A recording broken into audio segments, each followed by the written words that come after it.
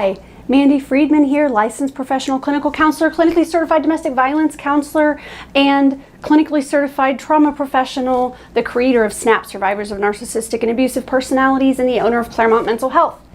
Today we're going to talk about how narcissists parrot or mimic therapeutic themes, self-help themes, right? So what we're going to talk about is how narcissistic people will utilize and strategize via self-help books, therapy type themes and goals, stuff they hear from their therapist, stuff they hear from other people, and they walk around saying these things as if they themselves embody these messages, that they're trying to live them in their life, right?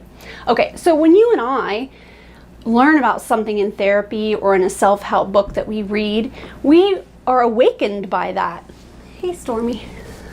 We're awakened by that, and we will shift our perceptions based on new information. We might even think, wow, I've been doing that wrong. No wonder it hasn't been working for me, right? So we will actually ingest the material and keep and process and embody the information.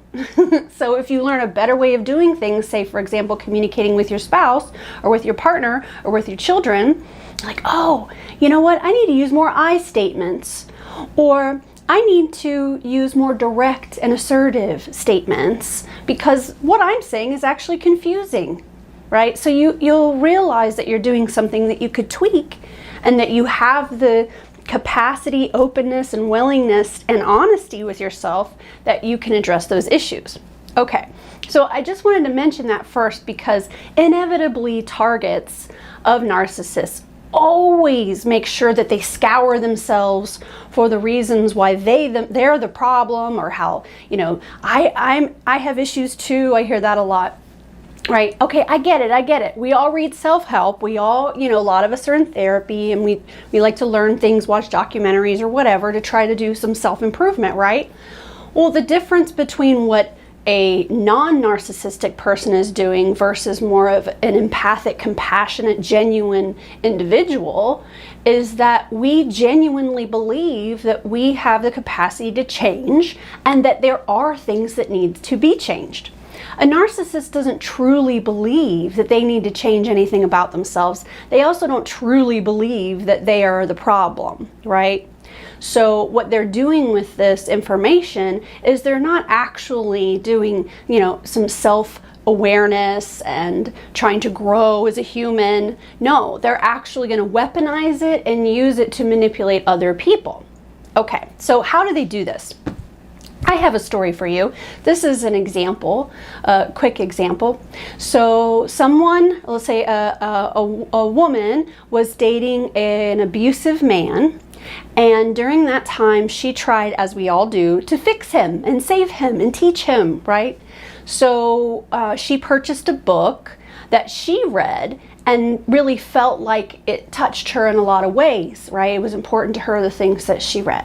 So she shared it with her abusive partner, hoping that they would read this and perhaps, you know, ingest the same things and process them in a similar way. Maybe they would get better, right? Maybe the abusive person wouldn't be quite so abusive anymore because they read a book. But we've all tried this, right? It never works. But okay, so fast forward, you know, she wanted him to read this book. He never did. They break up or they get a divorce, right? She moves out, but the book stays with him. Now he's dating. And the next people that he's dating, he's telling about, you know what my favorite book is? It's this book, right? And it's like this, well, let's just use The Power of Now, which is a popular one by Eckhart Tolle. And, you know, let's say you suggested the book, left the book there. Now this person is using that book as manufactured soulmate tactics with their next partner. So in the SNAP classes, we talk about common features of abusive, manipulative, parasitic, exploitative personalities, right? People that are, you know, they have ulterior motives. And one of the things that they do a lot of is They will create or manufacture things that aren't genuinely them in order to attract the next person. So they'll find out that you like a certain type of music, or you like certain type of movies, or you like certain type of food. All of a sudden they like those things too, right? So they will start to talk about how they've struggled in the past with their ex and how crazy she was and how now he's in therapy because of the divorce, or how their kids are now alienated and won't speak to them, right? So they'll have some story, sympathy play that they're describing, and then they'll add on how they've been in therapy and they read this book, right? And what are you thinking? Oh, good. This person really likes to do a lot of soul searching too. So we have that in common. I read that book and wow, it really changed my life, you know? Okay, so you're thinking that the person is able to take the information and then adopt it and have it change their perceptions, beliefs, and behaviors, right? But it doesn't, not for a narcissist, because they're incapable of those things.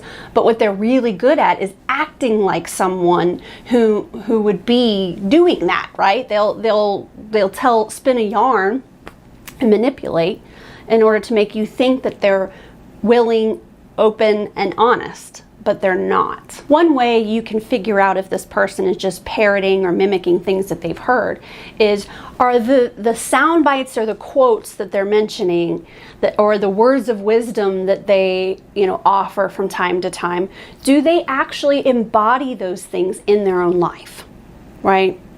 So for example, let's say they're saying that they read The Power of Now,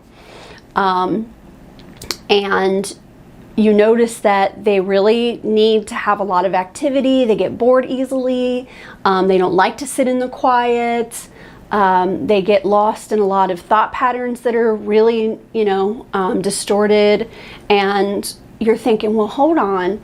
I thought that this person read that book and understood what mindfulness was, and that, you know, being present in your quiet mind is a healthy thing, and to avoid it is you know, maybe not the right direction to be heading, right? It's maddening. It's maddening. And it's just like one giant eye roll, you know, like, ugh, barf, you know, like, ugh, that this person is saying these things, but we know that they in no way, shape, or form really mean the things that they're saying, nor do they practice those things in their life. And yet they'll do it on, they'll, like, you know, post a quote on Facebook, right? They'll, you know, like, put some sort of inspirational photo of them at the gym and how hard work gets them places and whatever, right? So it's like they will pretend like they're into self-improvement, but when you look closer, they're not really improving who they are on the inside. They might work out a lot. They might, you know, eat a special diet so that their, you know, their body is in a certain shape, right? That's not the same thing as self-improvement. So somebody who goes to the gym a lot, good for you. I'm not knocking that. Awesome. I wish I did more of that. But it's when we try to equate working out and taking care of your physical self as being that you are working on your insides, as who you are as a person and facing your issues, right? So not that working out isn't good for you, it is, but it's not a substitution for therapy. It's not a substitution for self-honesty and openness and willingness to look on the inside, right? And what's going on up here and in here that needs to be addressed. Also, advancing in your career is not the same thing as self-improvement, right? I've heard that a lot from narcissistic people. I would say, what is your goal for therapy for someone who is a narcissistic person? Or what is your goal for the couples therapy with your partner? What kinds of things would you like to work on with your partner? And the answers will be things like, well, I'd like us to work out together more. I would like it if she would dress up for me and not just wear sweats and yoga pants all the time. I would like it if she would be more supportive in my endeavors in furthering my profession and my career. And me, for a personal goal, is I want to make more money this year. Those aren't therapy goals, and those aren't self-improvement goals. Those are lifestyle goals. I'd like to live in this kind of a house. I'd like to have this kind of an income, right? I'd like to have this kind of a fitness program. That's not the same thing as therapeutic goals and somebody who's really being honest with what's going on in them and being willing to examine that and make some changes. Not the same thing, right? So let's not get confused.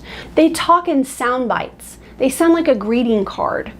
They do a lot of talking, right? So I hear that a lot. We had a good talk. We talked. Well, we had a good talk. Well, when we had this talk, right, so there's a lot of talking, and you'll notice that in those conversations, you think you're getting somewhere. You had a talk, right? I love air quotes. I know it's annoying. And you can make fun of me. That's fine. I don't care. I can't stop myself. There's your air quotes. Okay, back to what I was saying. This person does a lot of yapping and a lot of talking, and you have conversations that don't go anywhere. There's circular conversations, right? Or there's crazy making type conversations where you're like, okay, all right, you know, we're getting somewhere, and they're hearing me, and then the next day they're doing the same old thing and nothing has changed. And you know what I'm talking about, right? Those conversations are just words. What we need to look for is actions, behaviors, decisions, attitudes, and beliefs, and how those things play out in this person's world based on what actions they take and decisions they make, and how they interact with you and other people, right? What priorities they have. That's how we know, not by the words that they say during those conversations, right, where they're trying to get us off their back, but more so in what comes next. Did this person actually take the steps to make the change that they just seemed like that they were capable of making? If the answer is no, then that means they're just parroting things and mimicking things, right? They're not actually genuinely looking for ways that they can improve or change. Okay, I hope this video has helped you understand how that narcissistic people can parrot and mimic therapy and self-help. And how to identify that would be to listen to what they're saying, but also watch what they're doing. And that's how we know if someone is genuinely open, honest, and willing to change. Bye-bye.